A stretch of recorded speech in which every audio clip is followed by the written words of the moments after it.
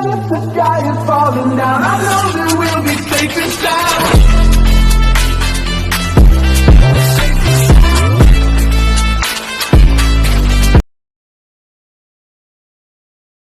Hindi po. Sinagot ko po siya sa phone, pero may respect pa rin po. Pero sinabi ko sa kanya, siya pa yung nagalit sa akin kasi parang inaway siya ng mama niya. Yung girlfriend mo ganyan, napakawalang respeto, sinasagot-sagot ako. Tapos, nagalit pa po siya sa akin.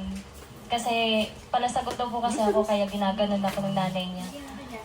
Pero kasi ano't ano man ang ganap ng mga magulang, ang dulong desisyon pa rin naman ay nasa sayo. Na kay Lester. Kahit ano pang sabihin ng magulang, nasa sayo pa yung kung paninindigan mo yung girlfriend mo o hindi.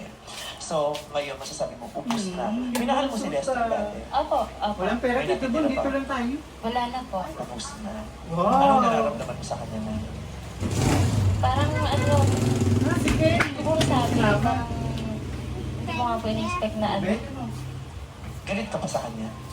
Sa ngayon po, hindi na po. Pero pag nakikita ko po siya, parang naalala ko lahat ng nangyayari. Pag nakikita mo siya, naiirita ka. Parang hindi ko na po siya kayang kausapin ng katulad ng dati. Ganun po. Samantalang si Lester naman, nung nakita ka ngayon, nanunumbalik yung pagtingin sa kanya. Opo. Na may kasamang pagsisisi. Opo, sobra po. Okay. So ngayon, since wala ka ng damdamin sa kanya, okay ka lang para may makilalang ibang mga katauhan sa mundong ibabaw. Opo. Nakipag-date ka na ba after yung relationship niyo? Meron naman po, pero hindi talaga yung Hindi ka nagka-boyfriend? Parang nadala po. Nadala? Ganun. Opo, nadala po. Hindi ka na nagka-boyfriend pa ulit? Hindi po. Sa mga chat lang po. Ikaw nagka-girlfriend ka after niya?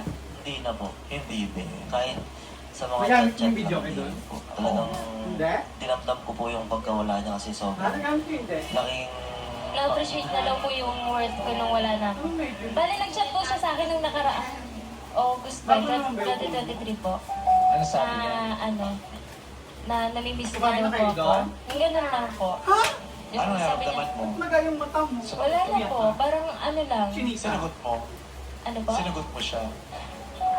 Nung nag-text siya? Oo, sinagot ko po siya. Okay lang naman, sabi ko. Pero yung chat niya, text niya po nga, ang haba.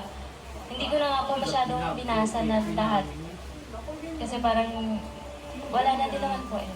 Okay. So eto na. Since ready ka na at gusto mo ng chumika, simulan na natin ang pagpapakilala.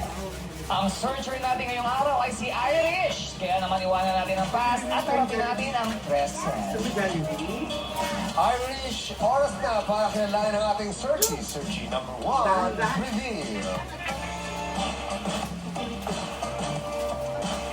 What's up people? Ako nga pala si Mark, 25 years old, ang IT personnel ng Calamba, Laguna. IT? Anong IT personnel? Nagtatrabaho po kasi ako sa isang school po. Tapos IT staff po. Pag IT staff, anong ginagawa mo? Nag-encode ka? Naggagawa po ng mga ID, nag-encode din po. Nagawa ng Gmail ng mga students. Okay. Taga-Calamba, Laguna ka. Yes po. Malapit kayo sa mga resort. Pansol po. Ayun, Pansol. Sira kasi yan. Meron ka bang pick-up line, Mark? Ito. Hello, meron po. Sasaksak sa boy Hi yun. Irish. Hi po. Smart TV ba yun? Sasabihin ko sa iyo kung anong pinaka-ayoko na gulay. Ano yun? Ampalaya, Inka. Ang palaya. Sarap. Hindi niya palalayain. Kala ko ba IT warden ka ba? Sando na lang. Ano ba tawag doon sa mga pinuno na ka doon sa mga Nasa si kulungan? Kenny. Mayor. Mayor or warden. Lagi siyang dinadala ni Papa. Okay, so eto naman si Searchy number 2. Papa mo ng paso. Reveal! Paano yung mukha mo? What's up people? Ako pala si Ace Carrera, ang young entrepreneur ng Binondo, Manila. Oo, siya si Ace. May negosyo siya. Ano? Hardware. Ace Carrera. Carrera ba apelido mo? Yes po. Meron akong nararamdaman ng lukso ng puso. Sa Ace Carrera. Ayan, anong negosyo mo? Nasa network marketing industry Ano pa po. gusto? May sa kanya yung mga produkto mong mga ano. Oo, Pabango. Right. Ano mga pinagkita mo? Ano yung mga... Gluta po, mga gluta. Oy! May tayo mag-usap, ha? May gusto ka rin ng dugo? Kaya ang nararamdaman ko. Yung pagbukas pa lang niya, eh. Oo. Tsaka ikaw yung sakit, parang mamahabol na. Malay mo, may balik natin. Hindi ko ito iaano. promo. Kamusta naman ang mga pagbibenta mo ng mga gluta? Marami naman bumibili. Yes po, maganda po ang bentahan niya yun. Saan malakas? Saan malakas ngayon? Sa online po. Nagpa-market po ako sa online. Wow. Okay, so meron ka bang ano sa kanya? Pick up Meron line? po. Irish, gluta ka ba? Bakit? Kasi you make me glow and burn. Okay, may isa ka pang makikilala, Irish. Ito na si Searchy number 3, reveal! What's up, Badlang people? Ako po si Yob Velasco, 24 years old. Theater actor ng Pasig City. Bakit yung boy yan? Ganun, pinaliktad? Ipasok na papa ko, boy. Apo. Yob ka. Theater actor. Ano namang nasilihan mo mga plays? Currently po, Florante at Laura po, every Saturday sa mga schools po.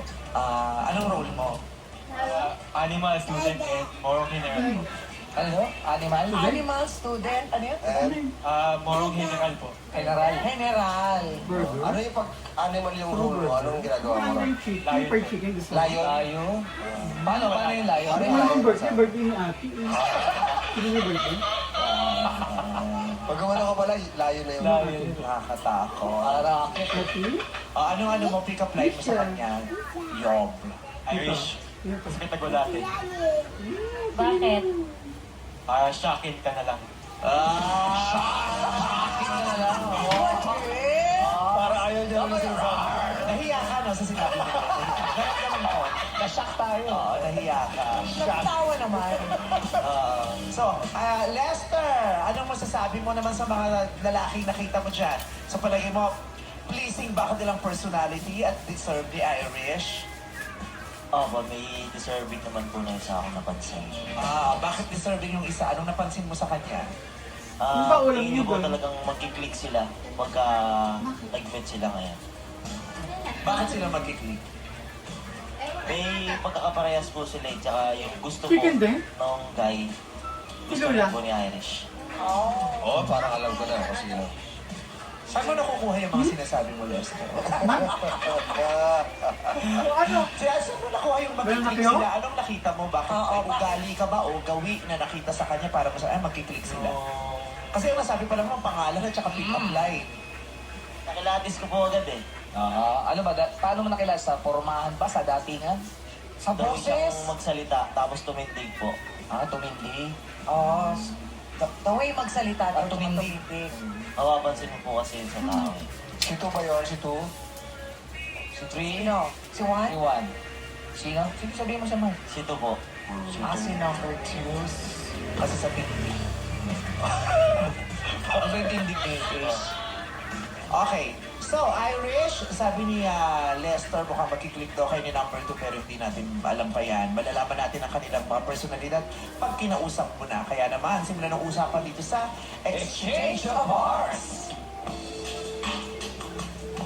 Paano mo masasabing nag-grow o hindi nag-grow ang relationship nyo ng partner mo? Nagkaroon ka na ba ng karelasyon, Mark? Yes po, meron po. Nakailang girlfriends ka na? 4 po. Ano yung pinakamatagal? Yung last year lang po. Gano'ng katagal yun? 8 months. Oh. Sa amin, matagal na po. So, paano mo daw malalaman kung nag-grow o hindi nag-grow yung relationship nyo ng girlfriend mo? Siguro pag napag-uusapan na namin yung mga plano namin na ito yung gusto namin mangyari sa aming dalawa, kung paano yung mangyayari sa tamang panahon po para sa aming dalawa. Nagpaplano na kayo. Yes, future na. Diba? Hindi naman kinakailangan ang plano nyo kasal agad eh. Correct. Plano pa lang. Anong plano natin? Ay, sana sa next anniversary natin, ganito naman yun. May goals. Punta tayo dito. Yes, or mag-iipon tayo together para makatravel. Hindi naman nila, nagpaplano kayo ng negosyo. Yun. Siyempre, simula harutan. Ganyan lang, diba? Harot, kilig-kilig. Pero, paano mo nang malalaman kung hindi nag-grow? Para po sa akin, pag hindi nag-grow yung relationship namin, pag nakakaramdam na kami ng, parang ako, pag nakakaramdam na ako ng, ano ba, ako pa yung mag-iisip sa aming dalawa, na pag-usapan kung ano yung magiging future namin or kung ano yung susunod naming pahina na gagawin po sa buhay naming dalawa. So parang lagi ikaw lang. Oh, parang hindi siya Opo. nagbibigay kung anong pwede Parang ako mangyari lang sa po inyo, yung diba? nakakaisip na kailan kaya maisip niya to na sabihin sa akin na ganito tayo, ito yung gagawin natin sa susunod na buwan, sa susunod na taon, dapat ganito na tayo sa in 5 years, mga ganun po. Si Ace naman, ito si Ace. Paano mo masasabi na yung relasyon nyo ay nag-grow? Kapag merong commitment sa isa't isa. Kasi malalaman mo din na hindi na nag-grow ang isang relationship kapag hindi nyo na nabibigyan ng oras ang isa't isa. Kasi kapag sinabing love kasi, it's all about commitment. Gagawa ka ng oras para sa inyong dalawa, para mapag-usapan nyo. Same thing. Ay, sayang may ice cream. Na kayo kumakain. Mamaya na. Mga darating